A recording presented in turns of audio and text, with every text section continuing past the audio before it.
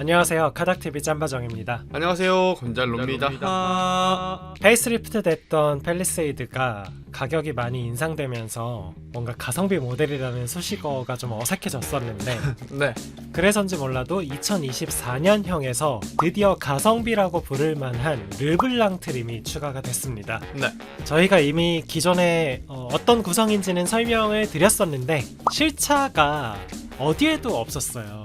네, 출고받으신 분도 없고 했는데 국내 한 모 지점에 차가 입고됐다는 소식을 듣고 빠르게 가서 실차를 찍어 왔거든요. 자, 그럼 팰리세이드 가성비 모델 르블랑 2024년형 모델 실제로는 어떤지 함께 확인해 보시죠. 자, 이 차 사양은 어떻게 되죠? 앞서 말씀드린 대로 르블랑이고요. 7인승 모델이고 가솔린 3.8입니다. 그리고 옵션으로서 컴포트2, 현대 스마트 센스 1, 그리고 빌트인 캠까지 들어가 있어서 출고가가 약 4,400만원 정도 나옵니다. 개소세가 환원되면 곧 환원이 되는데 네네, 환원되면 한 4,500을 좀 넘겠네요. 살짝 넘겠죠. 네. 자, 이게 전 측면인데요. 많은 분들이 이 팰리세이드 그릴이 까만색이면 뭔가 개인이 이렇게 튜닝한 걸로 네, 생각하시는 분들이 계시더라고요. 맞습니다. 근데 사실은 오히려 크롬이 캘리그래피고 네, 이렇게 까만색이 하위 트림인데요. 르블랑도 이렇게 블랙 그릴로 나옵니다. 재밌는 건 엠블럼까지 블랙이죠. 네, 완전 그냥 싸제 그릴처럼. 그래서 아니 이게 더 좋은 거 아니에요? 의문입니다. 네, 외장 컬러도 블랙이어서 그런지 더더욱이 뭔가 좀 포스 있고 우리가 최근에 EV9을 찍어왔잖아요. 네, 솔직히 EV9보다 앞모습은 훨씬 더 권위적이고 훨씬 더 남성적이고. 멋있고 네, 마음에 들었습니다. 네.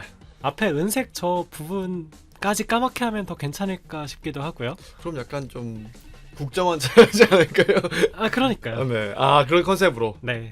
참고로 페이스리프트된 팰리세이드는요, 어떤 트림을 사더라도 무조건 LED 헤드램프가 기본입니다. 네, 이렇게 3구 타입으로. 무려 프로젝션 타입으로. 네, 그렇죠.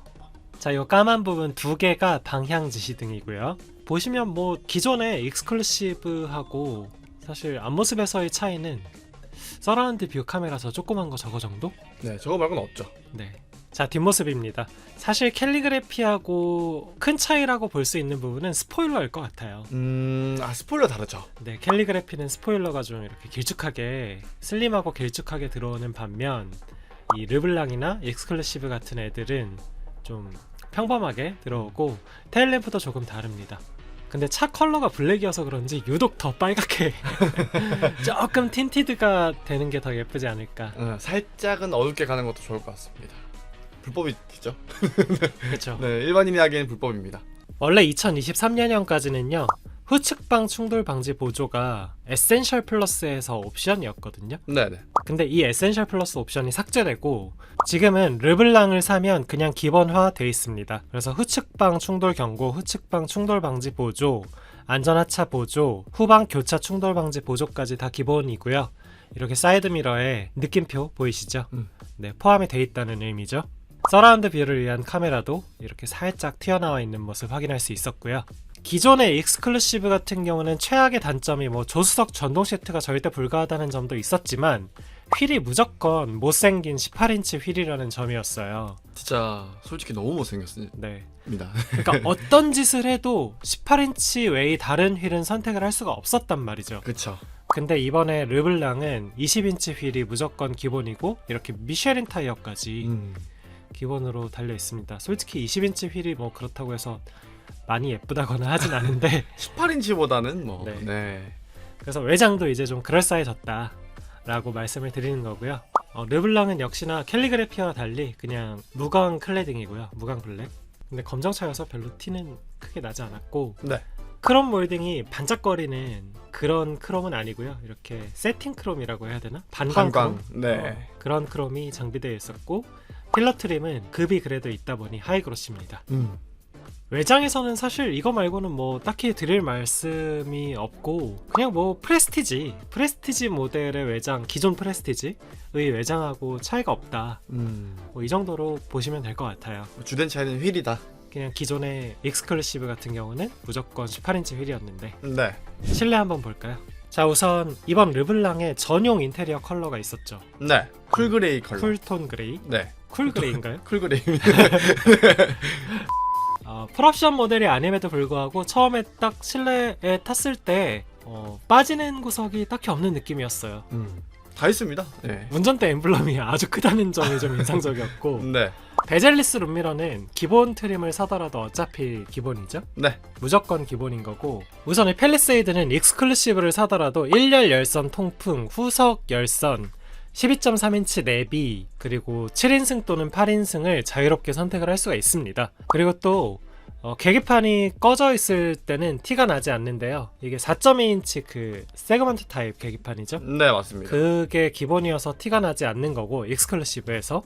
그리고 르블랑을 사면 12.3인치 풀 디지털 클러스터로 바뀌게 되는데요. 자, 이런 모양이죠. 근데 이거 약간 네. 이미 한 세대 전 디자인이 되었잖아요. 맞아요. 구형이죠. 그리고 아반떼랑 뭐 UI도 똑같고요. 근데 뭐 그런 거 다 떠나서 요새는 내비게이션하고 높이를 일치시키는데 얘는 아날로그 베이스여서 그런지 속으로 쏙 들어가 있잖아요. 여기서 약간 구형티가. 네, 여기서 고양티가 납니다. 네. 자, 그리고 인테리어 다시 전반적으로 쭉 살펴보면 르블랑 특유의 트림이죠. 저 트림이 이렇게 세로줄? 네. 나쁘지 않던데요. 생각보다는 괜찮더라고요. 뭐 센터페시아야 익숙하실 테니까 넘어가고, 네. 이 르블랑이 좀 기본화되지 않은 게 뭐가 있냐면 전후석 통합 터치 공조 컨트롤. 맞습니다. 네, 택시 미터기 스타일. 그게 페리 때 도입이 됐는데 네네. 이 르블랑은 아직은 기본화되진 않았습니다. 이렇게. 근데 사실 저는 이게 더 나은 것 같은데. 좀 더 직관적이긴 하죠. 네. 옵션으로도 터치 타입은 불가합니다.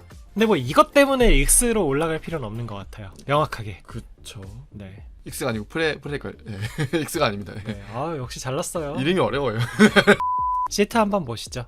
기존의 익스클루시브는 인조 가죽 시트죠. 네. 프레스티지를 사면 나파 가죽 시트죠. 스웨이드 천장이 들어가고요. 네. 르블랑은 그 중간에 천연 가죽입니다.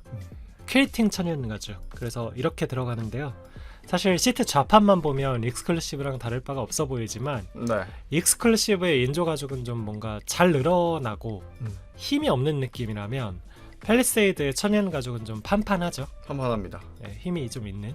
익스클루시브의 인조 가죽이 착좌감이 좀 축축한 느낌이라면 천연 가죽은 좀 차가운 느낌? 이게 더 좋다는 겁니다. 네. 근데 저게 퀼팅인가요? 저걸 퀼팅이라고 해야 되나요? 약간 좀 애매하긴 합니다. 네. 원래 익스클루시브는 조수석 전동 시트 절대 불가했는데 네. 르블랑 기본화되어 있습니다. 너무 반갑죠. 너무 반갑습니다. 그리고 르블랑은 운전석 메모리 시트도 기본입니다. 그리고 운전석 시트에는 그 발받침 연장 기능도 포함이 됩니다. 쿠션 익스텐션, 전동식 칼럼까지 기본이기 때문에 혜자죠. 그리고 무엇보다 르블랑부터는 스마트 테일게이트도 기본이어서 이렇게 버튼까지 마련되어 있는 모습. X에서는 컨비니언스 옵션을 넣어야 되는 거죠. 79만원짜리. 르블랑을 사면 도어 트림에 인조 가죽 감싸기와 리얼 스티치가 들어가게 되죠. 네. 이런 식으로 들어가고요. 자, 이 차는 7인승 모델이어서 후석이 독립 시트였고요. 뭐 이미 익숙하실 테니까 이건 넘어갈게요. 3열에 컴포트 옵션이 적용이 돼 있었습니다. 그래서 3열까지 열선이 굳이? 네, 그렇죠. 3열 앉을만 하긴 했는데 그래도 굳이 이런 생각이 들었고요. 소소하게는 컴포트 옵션이 추가되어 있어서 트렁크 턱 부분에 메탈 트랜스버스 트림까지 적용이 되어 있었습니다. 사실 근데 3열을 크게 막 신경 쓴 것 같진 않더라고요. 저희가 직전에 본 차가 EV9이었는데 그 차 같은 경우는 컵홀더도 되게 깔끔하게 잘 돼 있었거든요. 근데 이건 좀 투박하죠. 네, 확실히 투박한 느낌이 있더라고요. 값 차이는 물론 있겠지만 EV9이 확실히 더 고급입니다. 팰리세이드와 뭐 EV9이 동급이라고 주장하시는 분들 계시는데 확실히 안에 이렇게 섬세하게 보면 급 차이가 좀 나긴 하더라고요. 그게 친환경 차인데도 불구하고 아마 컴포트 옵션을 넣으시는 분들은 3열 전동 시트 때문에 그래서 추가하는 경우가 많지 않을까 하는 생각이 문득 드네요.